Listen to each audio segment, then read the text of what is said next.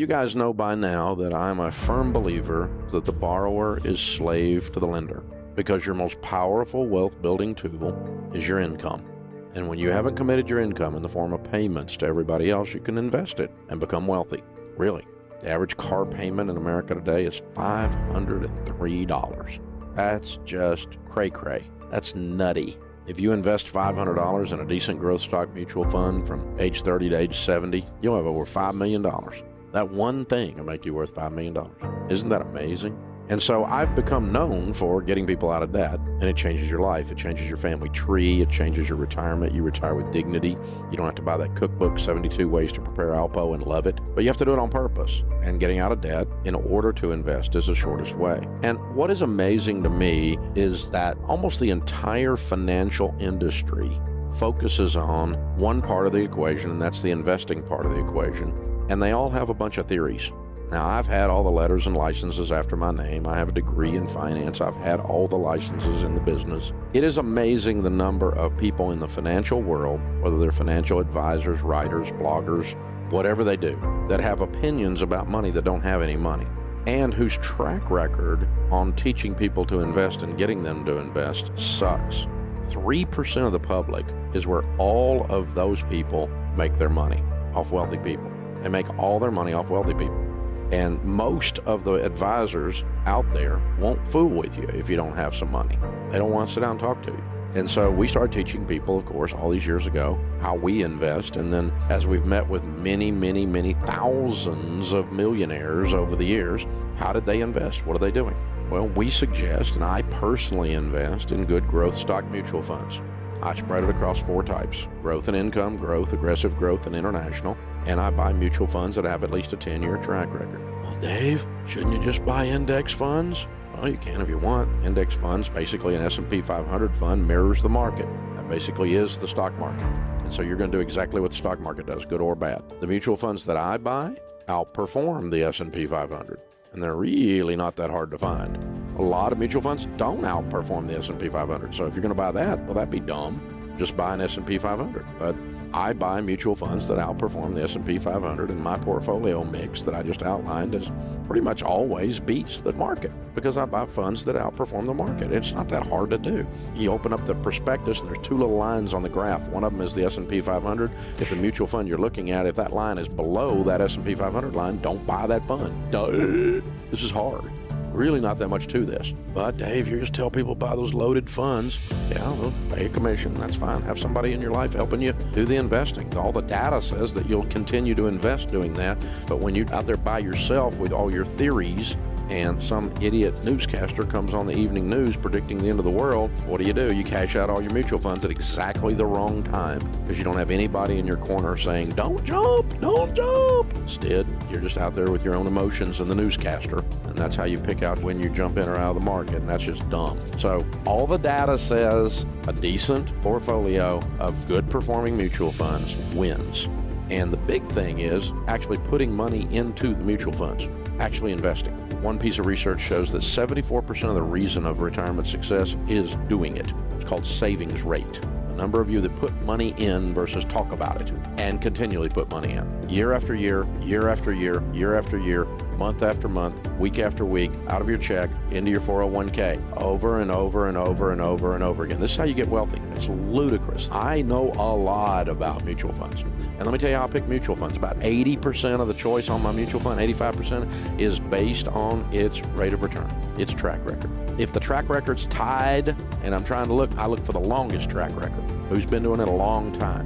I like neighborhoods with big oak trees when I'm buying real estate. See what I'm saying? I like a long track record, something stable. I don't like risk. I like to make money. Risk equals not making money for me. Big risk anyway.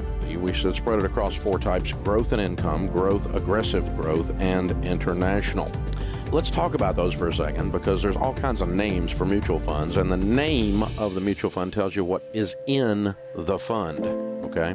A growth and income fund is also called a large cap fund, sometimes also called a blue chip fund. Now, the blue chip is the most expensive chip on the poker table, so that means these are big companies in this. Large cap is short for large capitalization. Large capitalization means these are large companies. And so your growth and income funds are large companies. Boring. Of the 4 types of mutual funds that I put money into and I recommend, this is the calmest. If you were to chart this volatility on this fund versus the stock market, you would see it's a lot calmer than the market. And so it's your friend when things are going down, in other words. It's your stable. It's the big old dinosaur companies. They're boring. When things are going up, by the way, it's also boring. It's not exciting when things are going up. It's a downer. You look at that thing going, why is it not doing well when the rest of the market's going up? Because it goes slower than the market up and slower than the market down, because this is stable land. A growth fund is right in the middle. The S&P 500 index fund would be considered a growth fund. A growth fund is companies that are growing. They're kind of medium-sized companies, so you might hear it called mid-cap fund. These are just standard growth stock mutual funds. There's a whole lot of these out there. A ton of funds that fall in this area. The idea is pretty simple. With the growth fund, that's kind of right there in the middle. You want something in the middle. It's pretty much going to do about what the market does in terms of volatility, but you can get mutual funds that are growth stock mutual funds that outperform the S&P 500. You can even get growth and income funds, even though they're not as volatile, that outperform the S&P 500. Then there's the aggressive growth fund. This is the wild brother, okay? It's the crazy one. And so you might guess it's going to be also called a small cap funds. These are the small companies, the startups, a lot of tech companies that fall into there. Very crazy. All the fun, weird stuff is in there. And that means some of it fails and goes to zero. And so it's a crazier mix. It's going to be much more volatile than the stock market is. So it's going to go up faster than the market goes up, but it's going to go down faster than the market goes down. Small cap, aggressive growth stock mutual funds, also known in there as emerging market. You would call it that too as well. International funds means that the stocks in it are overseas companies. They're not American companies. It has a kissing cousin called a global fund. If you think of a globe, what is it? It's everything. So that would have international and U.S. companies in a global fund, and it would be a cousin to an international. By the way, American companies generally outperform other international companies by and large as a group, and so your international fund will be your worst performing of the 4 over the last several decades. And a global fund will outperform an international fund because you put some spice in there, you put some American companies in there usually, and so they're a little bit better, but at least you got some stuff overseas. You're not 100% betting on the American economy. Not that I'm anti-American, I am not. This is not a patriotic thing, this is a diversification thing. And so, you want to have some BMW and some Mercedes in there. You want to have some LG and some other stuff. Even though some of those things are made stateside, those are foreign companies. And so you look for companies that are overseas based, could be a French company, could be whatever, that are in an international fund. And then you spread your investing across those 4 types. Very simple here. The thing is, do it. That's the thing. Everybody talks and talks and talks and talks and talks about investing. The problem is nobody does it. People we talk to on the Millionaire Theme Hour that are millionaires, you know how they got to be millionaires? They did it. And they never, when I ask them how they became millionaires, they never say, oh man, I hit the home run. They never say that because it never happens.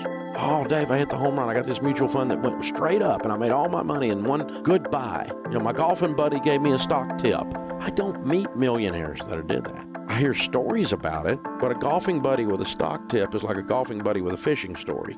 The one that got away. I mean, it's just everybody's got an opinion and it's all a bunch of crap. And so you just have to really stop and go slow and steady. Actually investing is the way. It's the way. It's the only way to go. So growth and income, growth, aggressive growth, international. Don't chase the returns. Do not invest money in things you do not understand. People get ripped off when they invest money in things that someone told them is good and they trusted the person instead of knowing what the flip they were doing. All these athletes you read about, the NFL stars, and they lost $10 million or they made $100 million and it's all gone. And you know how they lose their money? Because they give it to someone else to handle and they don't even look at it. And then they're shocked to find out that person was a crook. That's how you lose your money. It's your money, just like it's your kids, which means you have to make it behave, just like you have to make your kids behave. You have to do that. If you want good kids, that's how it's going to happen. If you want money, this is how it's going to happen. You have to understand it. Now, you don't have to have a master's degree in finance. This stuff is not rocket science. It is really not that difficult. And you really, really seriously have to do this, and you have to understand what the money is going into.